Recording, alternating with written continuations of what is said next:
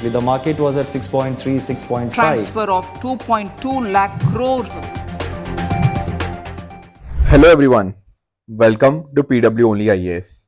दोस्तों, स्वागत है आप सभी का आज के सेशन के अंदर, जहां पर हम पिछले एक वीक के अंदर जो भी इकोनॉमी के रिगार्डिंग कुछ करंट अफेयर्स रहे हैं उनको हम आज के सेशन में यहाँ पे डिस्कस करेंगे।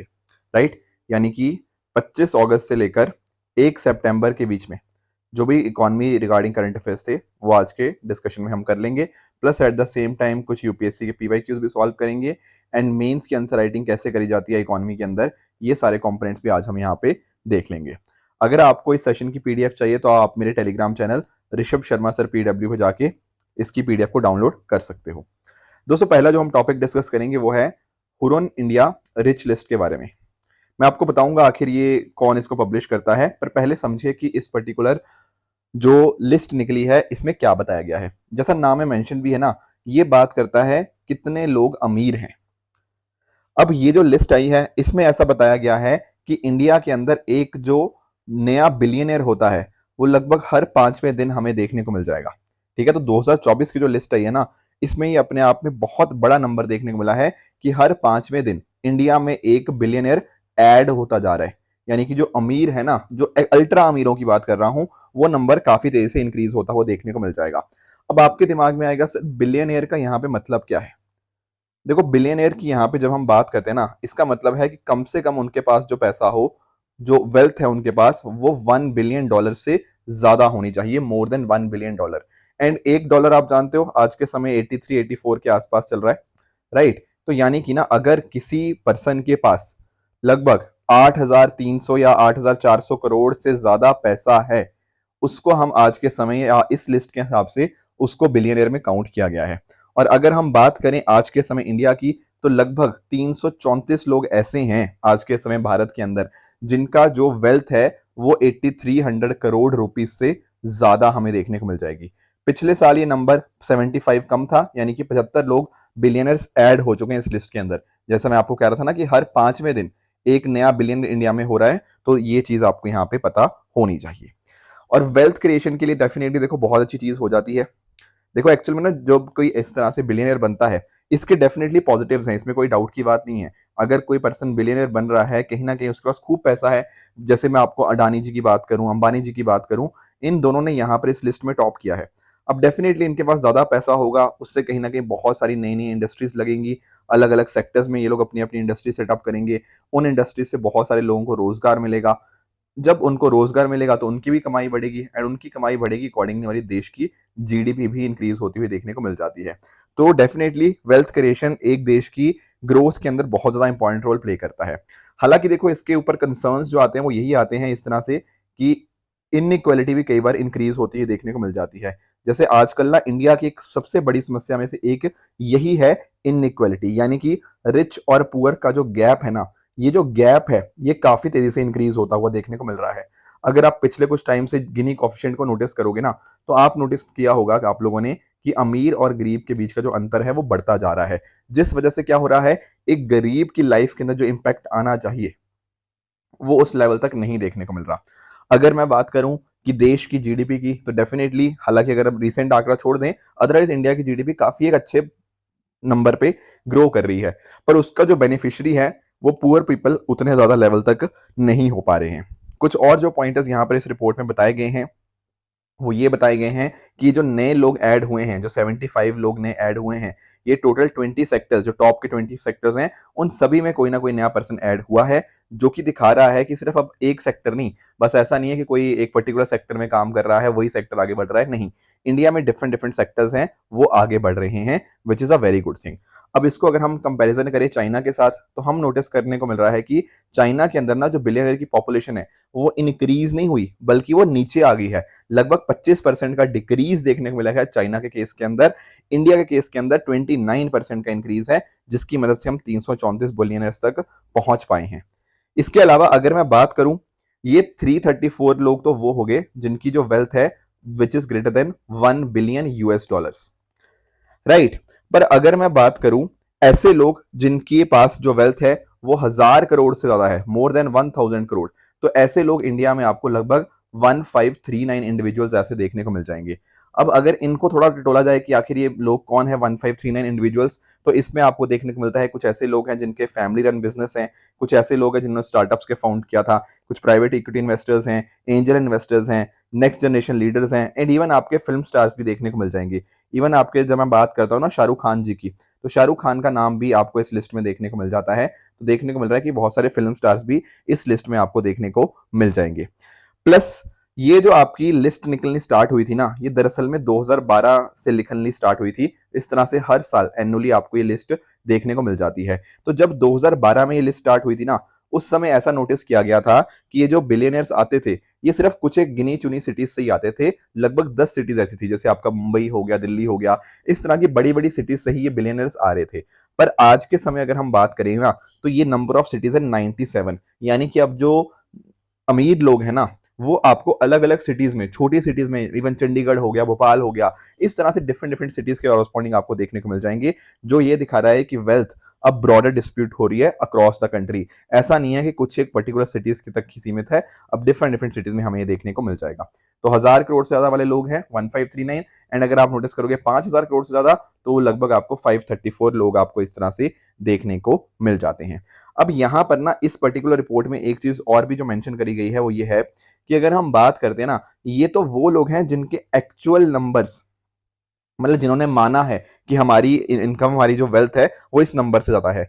पर आप नोटिस करो, कई बार पता क्या होता है, कुछ लोग ऐसे भी डेफिनेटली होते हैं जिनके पास देखो पैसा तो खूब सारा है, पर ना उन्होंने सरकार से इस चीज को छुपा रखा है, क्योंकि उनको लगता है कि यार सरकार टैक्स ले लेगी हमसे, या फिर उनके पास जो पैसा आया है शायद कुछ गलत कामों की वजह से आया है, जो ऐसे काम है इलीगल काम हो सकते हैं, कुछ भी ऐसे, इस तरह से इनके पास कुछ ऐसा पैसा होगा डेफिनेटली। अब क्योंकि वो सही आंकड़ों में है नहीं, पर पैसा तो इनके पास डेफिनेटली है। तो अगर हम ये कह रहे हैं ना कि हमारे पास 1539 लोग हैं जिनकी कमाई 1000 करोड़ से ज्यादा है, ये नंबर अपने आप में सही नहीं है, क्योंकि लोगों ने ना अपने लॉकरों के अंदर अपने इलीगल जमीन हो गया, कहीं ना कहीं कुछ ना कुछ अपना पैसा अपना ऐसे अलग अलग तरह से डाला हुआ है, जिस वजह से सही आंकड़ा हमारे पास है नहीं। ऐसा माना जा रहा है कि 1539 तो एक्चुअल नंबर्स हैं, पर अगर सही मायनों में नंबर देखा जाए, शायद ये जो नंबर है वो 5000 के आसपास होगा। यानी कि अगर एक बंदा सही में सामने अपनी वेल्थ दिखा रहा है ना, तो दो बंदे कॉरस्पॉन्डिंग ऐसे भी होते हैं जिन्होंने अपनी कमाई को छुपा रखा है सरकार से, लोगों से, या गलत कामों से उन्होंने पैसा कमा रखा है। तो ये एक्चुअल में 1539 लोग नहीं है इंडिया में जिनकी कमाई या जिनकी सॉरी वेल्थ जो है 1000 करोड़ से ज्यादा है। ऐसे लगभग 5000 के आसपास लोग होंगे, ये अप्रोक्सीमेशन भी हमें यहाँ पे देखने को मिल जाएगा। इस लिस्ट के अगर मैं टॉप 10 लोगों की बात करूं, तो यहाँ पर नोटिस कर पाओगे टॉप पे आपके आ जाते हैं गौतम अडानी जी, जिनकी जो वेल्थ है लगभग वो 11,61,000 करोड़ देखने को मिलती है। सेकंड नंबर पे अंबानी जी का नाम है, जिनकी 10 लाख करोड़ के आसपास वेल्थ है। बाकी आप देख पाओगे HCL के शिव नाडर जी, साइरस पूनावाला जिनकी वैक्सीन आप जानते होंगे, ठीक है ना, सन फार्मा के हो गया, आदित्य बिरला ग्रुप के कुमार मंगलम बिरला जी हो गया, हिंदुजा ग्रुप के आपके देखने को मिल जाएंगे। इस तरह से आप बाकियों की भी यहाँ पे वेल्थ देख पाओगे। तो ये जो यहाँ पे लिस्ट निकाली गई है, किसके द्वारा निकाली गई है? हुरन इंडिया के बारे में। एक्चुअली क्या है, हुरन रिपोर्ट जो है ना, वो एक लीडिंग रिसर्च और आपका एक लग्जरी पब्लिशिंग ग्रुप है जो कि लंदन के अंदर स्टैब्लिश्ड है। ये डिफरेंट डिफरेंट कंट्रीज में काम करता है, जैसे India, China, France, UK, USA, इन सब देशों में यहाँ पे काम करता है। अकॉर्डिंगली कंपाइल करते हैं, देखते हैं कौन कौन सबसे वेल्दी है, उस हिसाब से अकॉर्डिंगली हमारे सामने लिस्ट प्रेजेंट करते हैं। तो ये कुछ पॉइंटर्स थे जो आपको यहाँ पे पता होने चाहिए। अगला दोस्तों हमारा टॉपिक है नवरत्न स्टेटस के बारे में। दरअसल में अभी क्या हुआ है ना, अभी यहाँ पर 4 एंटिटीज को मिनिस्ट्री ऑफ फाइनेंस के द्वारा नवरत्न स्टेटस दे दिया गया है। ये 4 कंपनीज कौन सी हैं? एक तो है आपकी रेलटेल या RCIL के नाम से आप इसको देख सकते हो, RailTel corporation of India limited. फिर आपका solar energy corporation of India limited SECI। उसके अलावा SJVN, ये है आपका सतलुज जल विद्युत निगम लिमिटेड। एंड आपका चौथा हो जाता है आपका NHPC, ये भी आपका यहाँ पे नवरत्न के अंदर एड ऑन हो चुका है। अब आप पूछेंगे यहाँ पर नवरत्न का मीनिंग क्या होता है। मैं पहले आपको ना एक काम करता हूँ, मिनी रत्ना आपको सिखाता हूँ। एक्चुअल में ना मिनी रत्ना के अंदर ना आपको 2 कैटेगरीज देखने को मिलती हैं, मिनी रत्ना कैटेगरी 1 और मिनी रत्ना कैटेगरी 2। ठीक है, एक्चुअल में यहाँ पे ना 3 कैटेगरीज आपको पता होनी चाहिए। एक चीज होती है मिनी रत्ना, एक होती है नवरत्ना, एक हो जाती है आपकी महारत्ना। अब आप पूछेंगे इनमें अंतर, मैं एक्सप्लेन करता हूं। जब मैं बात करता हूं ना मिनी रत्ना, यहां पर 2 कैटेगरीज हैं, कैटेगरी 1 और कैटेगरी 2। ऐसी सेंट्रल पब्लिक सेक्टर एंटरप्राइजेस जिन्होंने पिछले 3 साल के अंदर प्रॉफिट कमाया हो, ठीक है, पिछले 3 साल से प्रॉफिटेबल हो, प्लस उनका जो प्री टैक्स प्रॉफिट है वो 30 करोड़ या उससे ज्यादा होना चाहिए पिछले 3 में से किसी एक साल के अंदर, मतलब तीनों साल पॉजिटिव होने चाहिए, plus at the same time pre tax जो आपका आया है ना प्रॉफिट, वो किसी एक साल में 30 करोड़ से ज्यादा होना चाहिए, एंड साथ साथ जो नेटवर्थ है वो अगर पॉजिटिव होती है तो उसको मिनी रत्ना 1 का स्टेटस मिल जाता है। उसी तरह से अगर मान लो यहां पर अगर किसी कंपनी ने पिछले 3 साल लगातार पॉजिटिव प्रॉफिट किया है एंड पॉजिटिव नेटवर्थ भी है, यहाँ ये 30 करोड़ वाली कंडीशन नहीं होती, अगर ये कंडीशंस हैं तो अकॉर्डिंगली मिनी रत्ना कैटेगरी 2 हो जाएगा। इसमें पता क्या होता है, मिनी रत्ना से ये होता है बेनिफिट कि एक कंपनी जिसको मिनी रत्ना मिल गया उसके पास थोड़ी सी ऑटोनॉमी आ जाती है। ऑटोनॉमी किस चीज की, कि मान लो कोई फैसला लेना हो, किसी प्रोजेक्ट का अप्रूवल देना हो, वो सारे जो भी आपके अप्रूवल्स वगैरह होते हैं वहां पर फिर हर जगह आपको सरकार के पास जाने की जरूरत नहीं होती। तो अगर मान लीजिए कोई कंपनी अच्छा काम करती है तो और इसमें से किसी कैटेगरी में आती है तो उसको मिनी रत्ना का स्टेटस मिल जाता है। अगर वो मिनी रत्ना और भी अच्छा काम करती है तो उसको नव रत्ना का स्टेटस मिल सकता है। एक्चुअल में क्या होता है ना, नव रत्ना ऐसी कंपनी होती है जिनका मिनी रत्ना 1 का स्टेटस हो, शेड्यूल ए में हो, plus at the same time पिछले 5 साल में से कम 3 साल में उनका जो मेमोरेंडम ऑफ अंडरस्टैंडिंग के अंदर रिकॉर्ड हो वो वेरी गुड या एक्सलेंट होना चाहिए। यहाँ पर ना 6 पैरामीटर्स को देखा जाता है, नेटवर्थ, नेट प्रॉफिट हो गया, मैन पावर कॉस्ट हो गया, profit before depreciation interest and taxes to capital employed हो गया, पीबीआई टू टर्नओवर हो गया। ये सारे 6 कैटेगरीज के हिसाब से इनको वेट दिया जाता है। अब 100 में से अगर इनका जो नंबर आता है वो 60 से ज्यादा आता है ना, तो अकॉर्डिंगली उसको नवरत्न का स्टेटस दिया जा सकता है। और नवरत्न स्टेटस मिलने का फायदा क्या है, इसका मिलने का फायदा ये है कि मान लो नवरत्न कंपनीज को किसी सिंगल प्रोजेक्ट के अंदर पैसा इन्वेस्ट करना है तो एक्चुअल में ना 1000 करोड़ रुपए तक का अगर वो प्रोजेक्ट है तो उस केस में वहां पर सरकार का अप्रूवल लेने की जरूरत नहीं पड़ती। यानी कि मान लो अगर solar energy corporation of India को कोई प्रोजेक्ट में इन्वेस्ट करना है, ठीक है ना, तो वहां पर 1000 करोड़ तक का प्रोजेक्ट बिना सरकार के अप्रूवल के यहाँ पर पैसा वो इसमें इन्वेस्ट कर सकते हैं। ये बात आपको पता होनी चाहिए। बाकी भी कुछ और कंडीशन होती हैं कि 15% मैक्सिमम नेटवर्थ का होना चाहिए, बट आप नोटिस करते जा रहे हो कि जैसे जैसे ना उनका लेवल बढ़ता रहता है, मिनी रत्ना से नवरत्ना, नवरत्ना से महारत्ना, वहां पर उनके पास जो ऑटोनॉमी होती है वो अकॉर्डिंगली ऑटोनॉमी यहाँ पे इंक्रीज होती हुई देखने को मिल जाती है। तो ये कुछ पॉइंटर्स थे जो आपको जानने चाहिए थे। चारों कंपनीज का मैंने नाम आपको बता दिया है। एक है आपकी रेलटेल हो गया, एक आपका solar energy corporation of India limited हो गया, एक सतलुज जल विद्युत निगम लिमिटेड हो गया, और एनएचपीसी। ये 4 कंपनीज को भी नवरत्न का स्टेटस यहाँ पे मिल चुका है। अगला दोस्तों हमारा टॉपिक है ओपेक प्लस के आउटपुट कट के रिगार्डिंग। एक्चुअल में ना पहले मैं आपको समझाता हूं कि ओपेक क्या था। देखो, OPEC stands for Organization of Petroleum Exporting Countries. ये ओपेक एक ग्रुप आपको देखने को मिलेगा जिसका फॉर्मेशन हुआ था 1960 के अंदर। 1960 के अंदर ना आपको एक बगदाद कॉन्फ्रेंस देखने को मिलती है जिसके माध्यम से ओपेक का फॉर्मेशन हमें देखने को मिल जाएगा। अब एक्चुअल में ना उस पर्टिकुलर ग्रुप के अंदर क्या है, वो कंट्री साथ में आई जिनको लगा कि यार साथ में मिलकर ना हम अपनी पॉलिसीज को डिसाइड करते हैं कि एक्चुअल में तेल कितना यहाँ पे उन्होंने सप्लाई करना है, किस रेट के ऊपर सप्लाई करना है, वो सब चीजें अगर आपस में मिलजुल कर करेंगे तो सबका फायदा होगा। तो उस समय यहाँ पे 5 देश साथ में आए थे, Iran, Iraq, Kuwait, Saudi Arabia and Venezuela. Accordingly ये इस ऑर्गेनाइजेशन का पार्ट बन गए। फिर अकॉर्डिंगली डिफरेंट डिफरेंट देश इसके साथ जुड़ते रहे। कुछ एक ऐसे देश थे जिन्होंने जुड़े भी, फिर बाद में छोड़ भी दिया। पर आज के समय आपको ये 12 देश पता होने चाहिए: Algeria, Congo, Equatorial Guinea, गेबोन, Iran, Iraq, Kuwait, Libya, Nigeria, Saudi Arabia, UAE और वेनेजुला। तो ये आपके देश हैं जो यहाँ पर आपको इसका पार्ट देखने को मिल जाएंगे आज के समय के ऊपर। एंगोला इसका मेंबर हुआ करता था पर 2024 की स्टार्टिंग में उसने छोड़ दिया। कतर ने 2019 में छोड़ दिया था। तो ये बातें आपको पता होनी चाहिए। ये है आपकी ओपेक कंट्रीज, ठीक है। अब इसी तरह से जैसे ओपेक है ना, इसी के साथ साथ आपको एक और ग्रुप देखने को मिलेगा जिसका नाम है ओपेक प्लस। इसमें पता क्या होता है, कुछ एडिशनल कंट्री साथ में आ जाती हैं, जैसे आपका Azerbaijan, Bahrain, Brunei, Kazakhstan, Malaysia, Mexico, Oman, Russia, south Sudan and Sudan. Specially आपको यहाँ पे पता होना चाहिए रशिया। रशिया किसका पार्ट है, आपके ओपेक प्लस ग्रुप का। यहां पर भी ना जब ऐसा नोटिस किया गया कि साथ में ये भी कंट्रीज आएंगी तो अकॉर्डिंगली देखा जा सकता है कि सप्लाई कितनी करनी चाहिए, तो पॉलिसीज के अंदर यहां पर अग्रीमेंट के रिगार्डिंग यहाँ पे ग्रुप बनता है। एक्चुअल में ओपेक वाली कंट्रीज तो काफी अकॉर्डिंगली हर चीज साथ में करती हैं। एक्चुअल में आपको एक चीज बताता हूँ, जैसे हर चीज का प्राइस कैसे डिपेंड करता है, डिमांड और सप्लाई के ऊपर। तो उसी तरह से अगर मैं बात कर रहा हूँ कच्चे तेल की, तो कच्चे तेल का दाम भी तो ऐसे डिसाइड होगा ना क्रूड ऑयल का, कि क्या उसकी सप्लाई है, क्या इसकी डिमांड है। अगर मान लो जो ये कंट्रीज हैं जो ओपेक का मेंबर हैं, अकॉर्डिंगली वो यहाँ पर एक कट कर देती हैं। अगर सप्लाई के अंदर कट कर दिया तो मार्केट में क्रूड ऑयल की सप्लाई उतनी नहीं होगी और मार्केट में हो सकता है डिमांड बहुत ज्यादा हो। तो उस केस में ना क्रूड ऑयल के जो प्राइसेस होंगे वो काफी ज्यादा बढ़ जाएंगे, एंड उस केस में ओपेक कंट्रीज को बहुत ज्यादा फायदा हो जाता है। तो ओपेक कंट्रीज की कोशिश यही रहती है कि किस तरह से पॉलिसीज को साथ में सिमिलर किया जा पाए। तो ओपेक प्लस भी कुछ एक चीजों के ऊपर इनके साथ में आता है। तो 2016 में अकॉर्डिंगली जब शेल ऑयल का हमें आउटपुट देखने को मिला यूएसए के अंदर, तो वहां पर ओपेक प्लस कंट्रीज भी यहाँ पर साथ में आ गई हैं। अभी यहाँ पर यह बताया जा रहा है यूएस के एनर्जी इंफॉर्मेशन एडमिनिस्ट्रेशन के द्वारा कि जिस तरह से ओपेक प्लस प्रोडक्शन कट कर रहा है, प्रोडक्शन कट क्यों कर रहा है, ताकि सप्लाई कम हो पाए। सप्लाई कम होगी एंड अकॉर्डिंगली उसकी जो क्रूड ऑयल की, कच्चे तेल की जो दाम है वो हमें बढ़ते हुए देखने को मिल जाएंगे। तो ये जो कच्चे तेल का बढ़ता हुआ दाम है, प्लस कहीं ना कहीं इंडिया में लिक्विड फ्यूल की कंजम्पशन की रिक्वायरमेंट भी बढ़ रही है, उस केस में ना इंडिया क्या करेगा, अब इंडिया अमेरिका से भी यहाँ पे डील करना स्टार्ट करेगा इन चीजों के रिगार्डिंग। स्टार्ट तो क्या है, मतलब उसको फर्दर, मतलब हम उसके साथ यहाँ पे रिलेशन और बढ़ाएंगे इस कॉन्टेक्स्ट में, क्रूड ऑयल के कॉन्टेक्स्ट में, या बाकी और जो ऑल्टरनेटिव्स होते हैं। तो ये चीजें आपको पता होनी चाहिए ओपेक की मेंबर कंट्रीज के बारे में, ओपेक प्लस के बारे में, एंड कैसे कैसे इंडिया यूएसए के करीब जा रहा है इस कॉन्टेक्स्ट में अंदर, ये बात भी आपको यहाँ पे पता होनी चाहिए। अब चल लेते हैं अपने पीवाईक्यूज की तरफ। जैसे मैंने आपसे क्वेश्चन पूछा था डिमांड पुल इन्फ्लेशन के बारे में, यहाँ कह रहा है कि डिमांड पुल इन्फ्लेशन इनमें से किसकी वजह से हो सकती है, बढ़ सकती है। पहला आपके सामने स्टेटमेंट है एक्सपेंशनरी पॉलिसीज के रिगार्डिंग।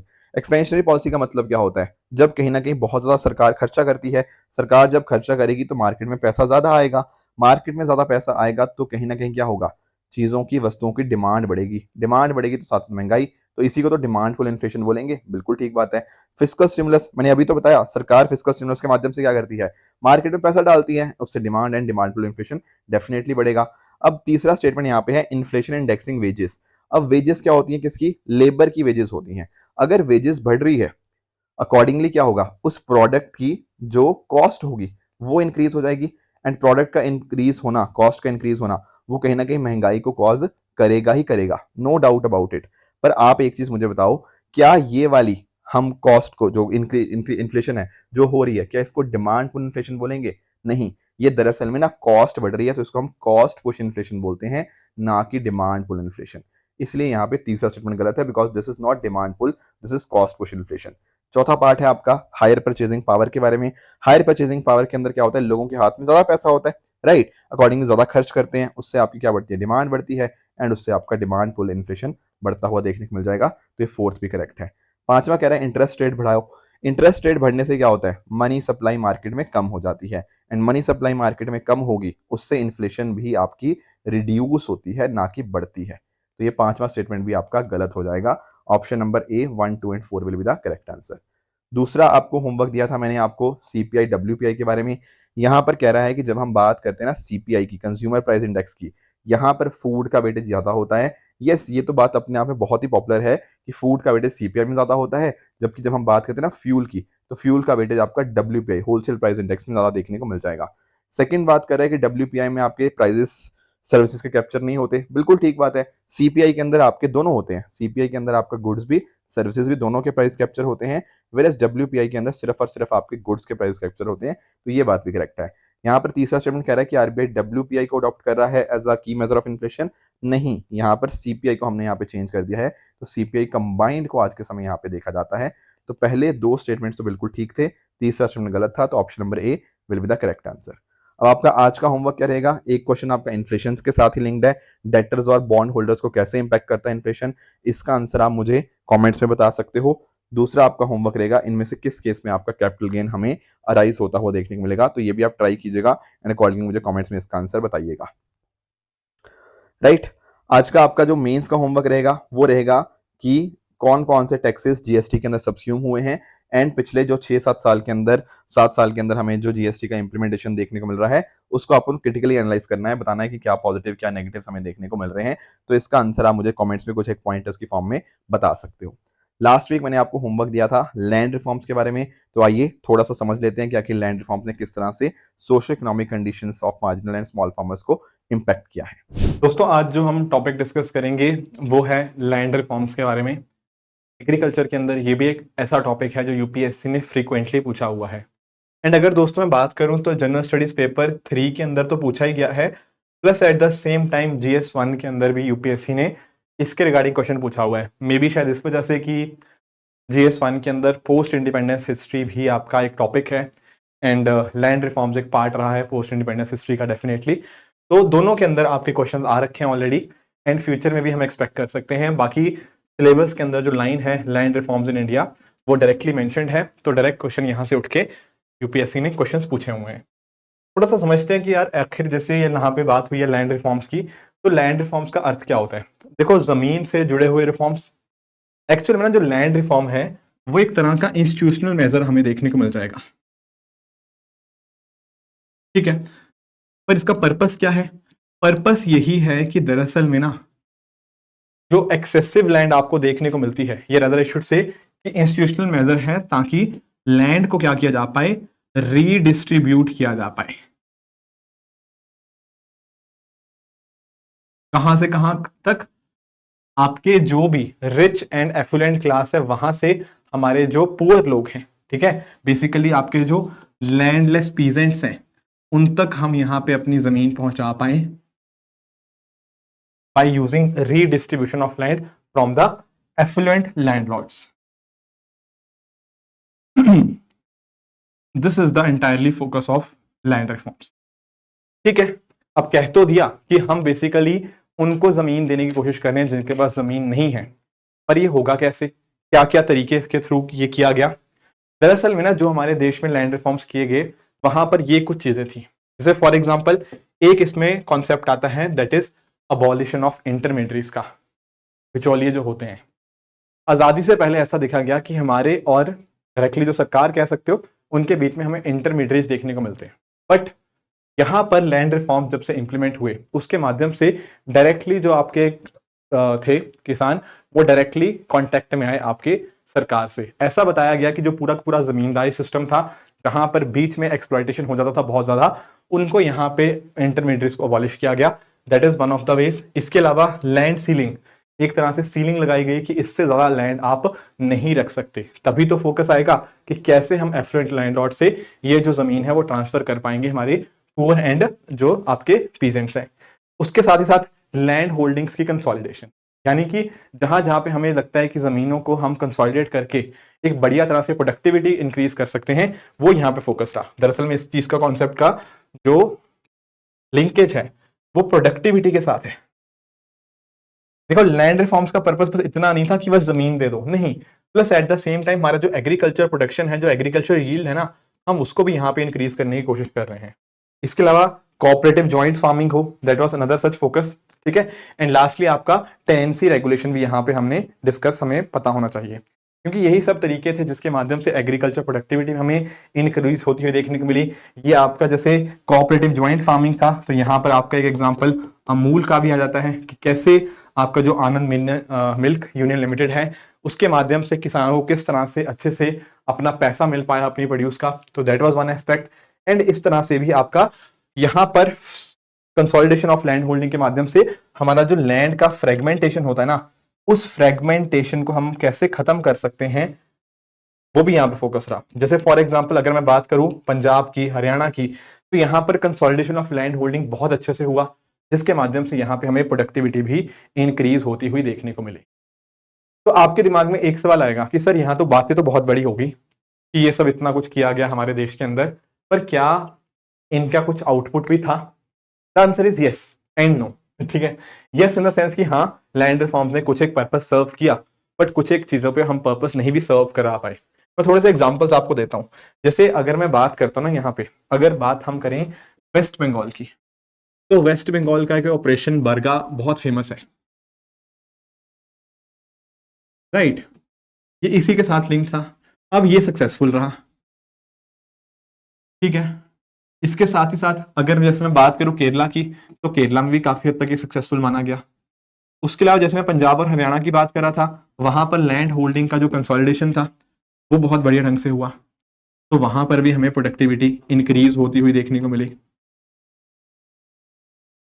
मैंने आप लोगों को अमूल का एग्जांपल दिया, वो भी एक पॉजिटिव एग्जांपल, मतलब इसी का ही आगे जाके फ्यूचर वर्जन है वो कोऑपरेटिव फार्मिंग की जो मैं बात कर रहा था, राइट। आपकी जो रूरल इकोनॉमी है उसको यहाँ पे उसने बूस्ट किया।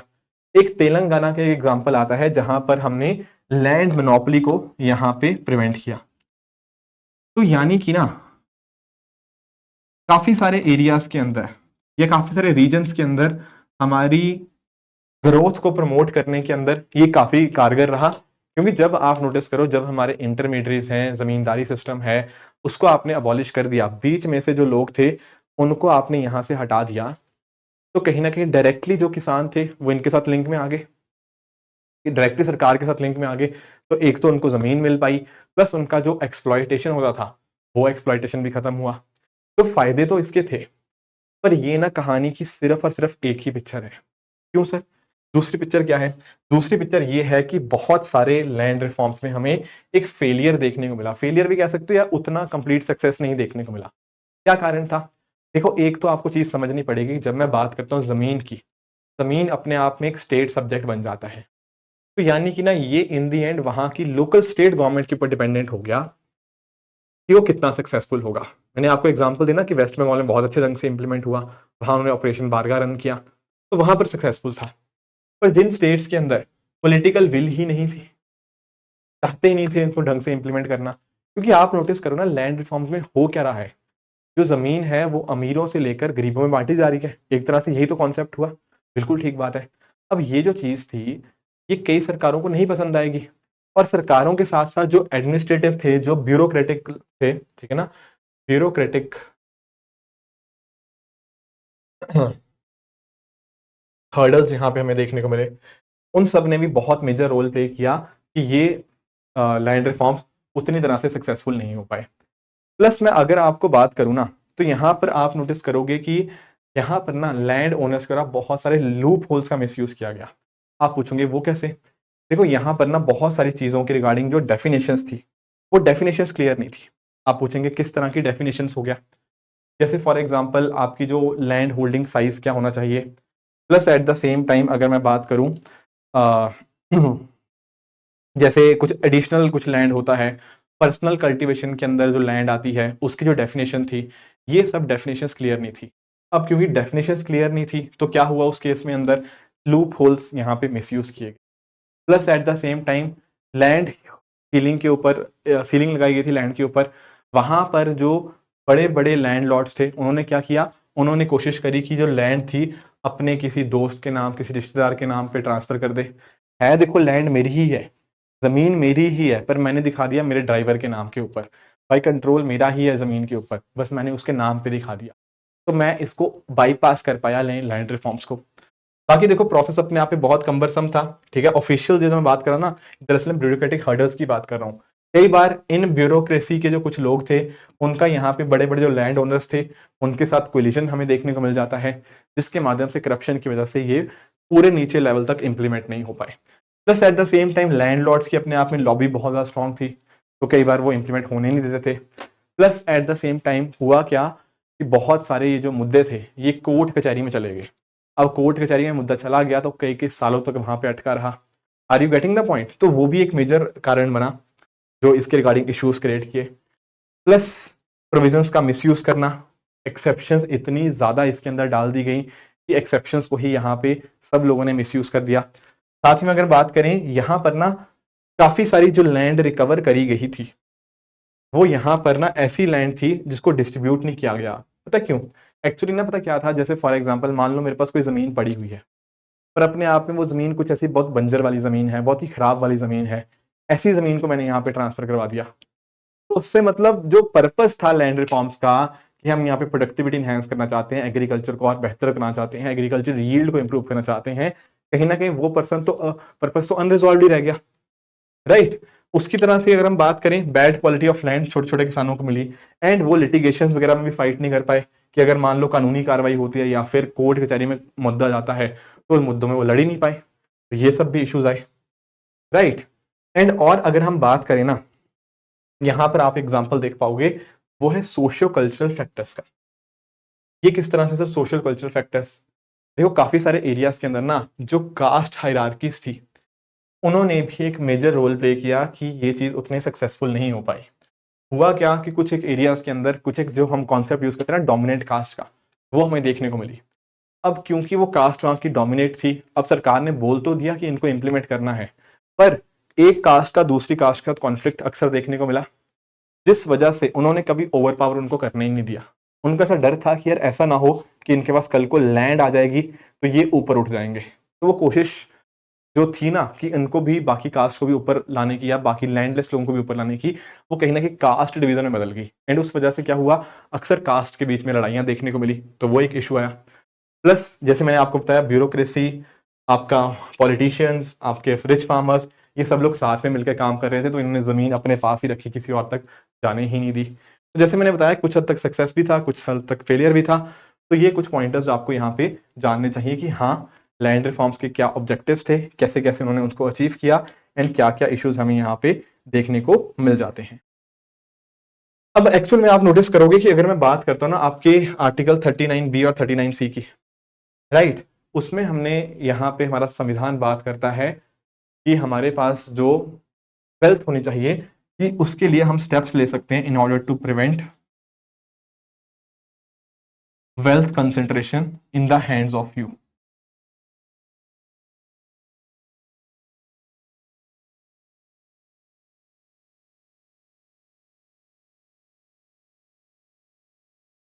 राइट,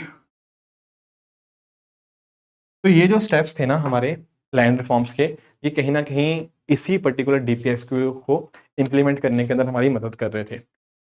पर अगर हम बात करें तो हम नोटिस कर सकते हैं कि लैंड रिफॉर्म्स का जो मेजर हमें देखने को मिला 1960s 1970s के अंदर देखने को मिला है, पर इनका कंप्लीट ऑब्जेक्टिव हम कभी अचीव नहीं कर पाए। मैं आपको थोड़ा सा इसके और पीछे अगर लेके जाने की कोशिश करूँ ना, तो आप लोगों ने भूदान, ग्रामदान, इन सब चीज़ों के बारे में भी आपने पढ़ा है अपने पोस्ट इंडिपेंडेंस हिस्ट्री के अंदर। ये सब चीज़ें स्टार्ट करी गई थी विनोबा भावे जी के द्वारा, राइट। एंड उनका जो कि एक अपने आप में गांधीयन थे, तो उनकी कोशिश थी कि ये सब चीज़ें वॉलेंटरी हो। भूदान मतलब अपनी ज़मीन को दान दे देना, ग्रामदान मतलब एक लैंड का मतलब एक पूरे विलेज का मतलब उनको ग्रामदान विलेजेस करना कंसिडर किया जाता था, जहाँ पर बहुत सारे लोग ये चीज़ करते थे। अब ये जो भूदान या ग्रामदान मूवमेंट्स थी, ये भी कुछ हद तक सक्सेसफुल हुई, काफ़ी सारे लोगों ने अपनी ज़मीन दी, पर इसने भी उतने ऑब्जेक्टिव नहीं अचीव कर पाया जो यहाँ पर इनके द्वारा सोचा गया था। तो अगर हम ये चीज़ वॉलेंटरी करते, एक तो वो एक तरीका था, हालांकि वो भी कंप्लीटली सक्सेसफुल नहीं हुआ। प्लस ये जो सारे इश्यूज आए, उन्होंने भी उस चीज़ को कभी पूर्ण रूप से सक्सेसफुल नहीं बनने दिया। Plus at the same time अगर मैं बात करूं कि अब फ्यूचर में हम क्या कर सकते हैं, तो यहाँ पर डॉक्टर एम.एस. स्वामीनाथन जी का एक पॉइंट आता है, जो कि आप लोगों ने नोटिस किया होगा कि जो चेयरमैन थे हम आपके नेशनल कमीशन ऑन एग्रीकल्चर के, इनकी जो एम.एस. स्वामीनाथन रिपोर्ट भी आई थी, तो उन्होंने यहाँ पे बात करी थी कि जो आपके लैंड रिफॉर्म्स है ना, ये अनफिनिश एजेंडा है, यानी कि अभी ये कंप्लीट नहीं हुआ है, क्योंकि इसमें भी ना समय समय के ऊपर अलग अलग स्टेप्स आते रहे हैं लैंड रिफॉर्म्स। ऐसा नहीं कह सकते कि उस लैंड रिफॉर्म्स एक ही बार आए थे, छोटे छोटे लैंड रिफॉर्म्स हमें समय समय के ऊपर देखने को मिले। तो फ्यूचर में भी हमें ऐसी जरूरत पड़ेगी, ऐसा डॉक्टर एम.एस. स्वामीनाथन जी का मानना था। बाकी अगर हम बात करें digital India land record modernisation programme, इसके माध्यम से भी हम लैंड रिकॉर्ड्स को मॉडर्नाइज करने की कोशिश कर रहे हैं। हमारे जो मॉडल लैंड लीजिंग एक्ट है, नीति आयोग ने जिसको प्रिपेयर किया है, वो बहुत ज़्यादा इंपॉर्टेंट बन जाते हैं, जो हक कमेटी के द्वारा बनाए गए हैं। एक्चुअल में एक बात क्या है ना, लैंड के रिगार्डिंग बहुत बड़ा मुद्दा आता है उसकी लीजिंग के रिगार्डिंग। चाहे एक ऐसा पर्सन है जिसने अपनी ज़मीन को लीज पे देना हो, या सामने वाला पर्सन जिसने उस ज़मीन को लीज पे लेना हो, दोनों को बहुत सारे कंसर्न फेस होते हैं। किस तरह से, मुझे ये डर लगा रहेगा कि यार कहीं ऐसा तो नहीं कि सामने वाला मेरी ज़मीन हड़प लेगा, सामने वाले को ये डर लगता रहता है कि यार सामने वाला कभी मुझे ऐसा तो नहीं कि बाहर निकाल देगा फटाफटी। तो दोनों का ना जो चीज़ होती है कि दोनों अश्योर्ड नहीं हो पाते कभी, तो उसी चीज़ को टैकल करने का तरीका नीति आयोग के द्वारा जो अपॉइंट की गई थी कमेटी टी हक, उनके द्वारा जो बताया गया है, उसको अगर हम इम्प्लीमेंट करेंगे तो ये अपने आप में बहुत बढ़िया चीज़ होगी। बाकी कर्नाटका का जो भूमि प्रोजेक्ट हो गया, ये एक चीज़ हो गया। बाकी अगर हम डेटा को बहुत अच्छे से मेंटेन करें एडमिनिस्ट्रेटिव लेवल के ऊपर, तो ये सब चीज़ें हमें बेनिफिट्स देखने को मिल जाते हैं। बट इंपॉर्टेंट यही है कि जब भी हम लैंड रिफॉर्म्स को इम्प्लीमेंट करें, हमारे पास प्रॉपर पॉलिटिकल विल होनी चाहिए, हमारे पास जो एडमिनिस्ट्रेटिव ब्यूरोक्रेटिक स्ट्रक्चर है वो अच्छे से होना चाहिए। अगर ये सब चीज़ें अच्छे से होंगी, प्लस इंटेंशन सही होगा कि हमने हमारे जो लैंडलेस लेबर्स हैं, पीजेंट्स हैं, उन तक ज़मीन पहुंचानी है, अपने एग्रीकल्चर को और बेहतर करना है। हमारे पास जो अच्छे अच्छे एग्जांपल्स से जो मॉडल्स, जो केस स्टडीज़ हमने देखी, उन्हीं की तरह हमें यहाँ पे बनना है। तो इट इज़ इंपॉर्टेंट कि ये सारे स्टेप्स लिए जाएँ, ताकि लैंड रिफॉर्म्स का जो एक्चुअल आउटपुट है वो हमारे सामने देखने को मिल जाए। तो आपको लैंड रिफॉर्म्स हैं क्या, लैंड रिफॉर्म्स के क्या ऑब्जेक्टिव्स थे, कैसे उनको इम्प्लीमेंट किया गया, क्या हद तक वो सक्सेसफुल थे, किस हद तक वो अनसक्सेसफुल थे, उसके क्या कारण थे, प्लस फ्यूचरिस्टिक क्या चीज़ें होनी चाहिए। अगर आपने 6 या 7 डायमेंशन अच्छे से कवर कर ली लैंड रिफॉर्म्स की, तो आई एम श्योर कि लैंड रिफॉर्म्स के रिगार्डिंग जो भी क्वेश्चन आएगा, आप उसको अच्छे से टैकल कर पाओगे।